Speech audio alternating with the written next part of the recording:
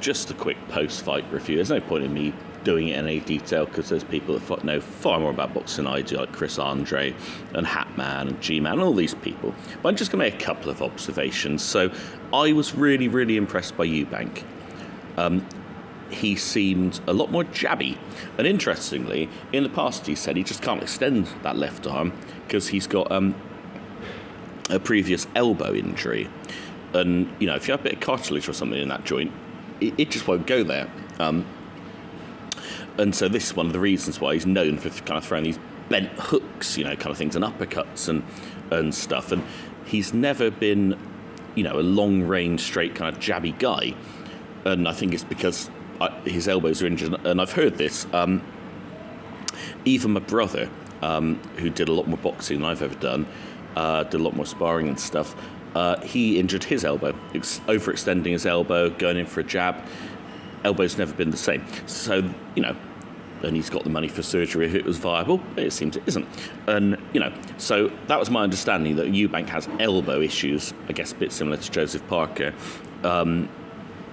Whatever. And this is why he goes for kind of, you know, the uppercuts with both hands and not really a jabber. But this fight, you know, he's jabbing incredibly, you know. He knocks Liam Williams down with jabs, and that was a bit peculiar because, you know, I get it takes you by surprise, you're walking onto it and suddenly boom, you get a fast jab in your face, but I don't really see why that should knock you down, you know, 3 times. That's a bit weird. I think Chris Andre said maybe his punch resistance is going. Maybe it is. I understand he's been in a lot of wars. I've not followed his career all the time. I understand he had quite a few losses earlier on, and, you know, in recent years he's become a puncher and all that stuff. Because people were casting aspersions at the Ingle gym, weren't they, and all of that, or the Winkerbank gym, and saying, how come you suddenly become a puncher and all that. But I don't know very much about Liam Williams, but I know he gets in there and he, you know, he hits hard.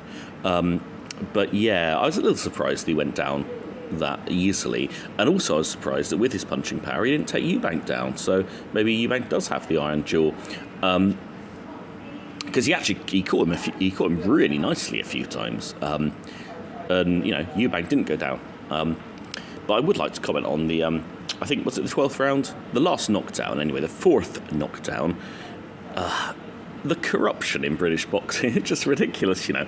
I can see, as an amateur, watching on a mobile phone, which I'm watching it on, legally, because I have Now TV and I got it free when I bought the Eubank fight.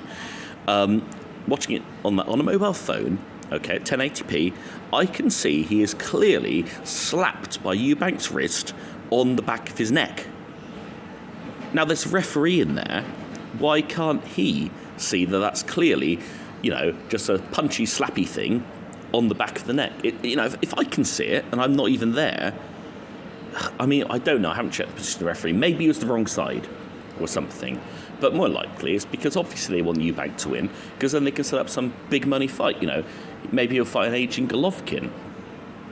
I don't know. I would say the Andre fight, but I don't think they'd risk that, to be honest, because they'll lose to him, and also he's not big money, is he? Maybe they'll go again for the Canelo fight. I mean, Sky Sports money. I mean, Eubank, you know, fighting on Sky Sports, he's a big name, isn't he? His father's great entertainment. He's kind of not as intelligent or amusing as his father. You know, he doesn't quote poetry and stuff. He's more just an arrogant git. But it gets people watching, doesn't it? So I was impressed. I think he's definitely come on under Roy Jones, because we weren't sure. Roy Jones, obviously an amazing fighter, but not necessarily that technical. It was more his athleticism that got him, you know, these amazing victories that he had in his career. But then once he got to the end of his career and his athleticism went, you know, he gets beaten by Calzaghe and people like this. It was the athleticism. Apologies for the noise, I'm in a pub. So, yeah, all in all, yeah, I was impressed. It looked to me like Eubank has learned from Jones in those couple of years he's spent in wherever it is in America, Pensacola, Florida, wherever Pensacola, yeah, wherever. The time he spent there anyway, he's clearly been developing his technique. If you notice his guard, he's using a lot of different guards. He's swapping around a lot more. You know, he's not just coming one hand stuck beneath the chin and, you know, one out in front, as the old YB would say, oh, yeah, just go in there, you know, stick your hands in your face, keep one on the chin. No, you have to baffle your opponent, confuse them, move around, change guards, change stances, like an Usyk does. You know, like when Joshua smashed him with an uppercut, next time he smashed him with the uppercut, he hits an elbow. Yeah, it's all about adapting and being adaptive, reactive, and changing and stuff. And I think Eubank's got a bit of that, and I was impressed. So I say it again, I'm impressed. And the jab, maybe Liam Williams just did not expect to be hit by a jab, because in previous fights he's not been much of a jabber, and it just took him by surprise. Suddenly there's this long jab that's pretty hard, and it just sticks him when he's moving forward, and the shock of it knocks him down. I mean, I was a little disturbed by how hurt he was, and the fact he was blinking a lot, which, there does seem to be a connection. I've never been concussed. Well, I have actually, but I was in a coma, so I don't know what it's like. I've never been kind of concussed and afterwards, and then endured the aftermath of concussion and having to carry on fighting or something. It does seem there's this connection between blinking a lot and being concussed, potentially even brain injury. We know that, obviously, with the famous fight between Nigel Benn and McClellan, wasn't it? They were saying even beforehand, he keeps blinking, he's blinking all the time, he's blinking. And then sadly McClellan ends up, basically, I would say a vegetable, but that's probably politically wrong. He ends up very badly invalided and needs to be cared for by his sister. So this connection, the commentators mentioned again, he's blinking. Let's hope Liam Williams is okay. But maybe he's just had too many wars, because his way of fighting is very much getting on the inside and, I'm going to overpower you, I'm going to overwhelm you with my pressure, I punch harder than you.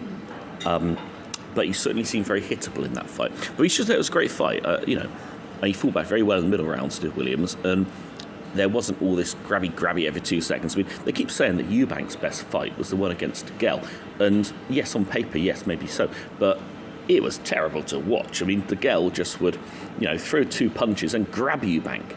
The referee would break them. DeGale throws 2 punches, grabs Eubank. Break. DeGale leaps in, throws 2 punches, grabs Eubank. It was incredibly boring. I hated that fight, and I wish they'd started taking points off DeGale. Then he would have actually fought. It was, I understand that's boxing, and you win. The aim is to win, not to impress the fans necessarily, if you're already making good money. But even so, man, the whole grabby thing I don't like, and there's very little of that in this fight, and that was nice. It was 2 guys that obviously didn't like one another. I take it, at the bell, I didn't see any sign of any, mutual respect or grabbing one another or anything. And I haven't watched all the press conferences and the Kugan Cassiuses and all that kind of stuff, but I understand even afterwards Eubank was pretty arrogant and said, I said I was going to punish him, and I did, kind of thing. So, I don't think there's very much mutual respect there. I didn't watch the build-up because, I got better things to do at the moment. But, good. Who will he go on to fight next? I think it'd be great if they could give Golovkin a reasonable chunk and drag him over, but then again, he's DAZN, isn't he? So it's unlikely.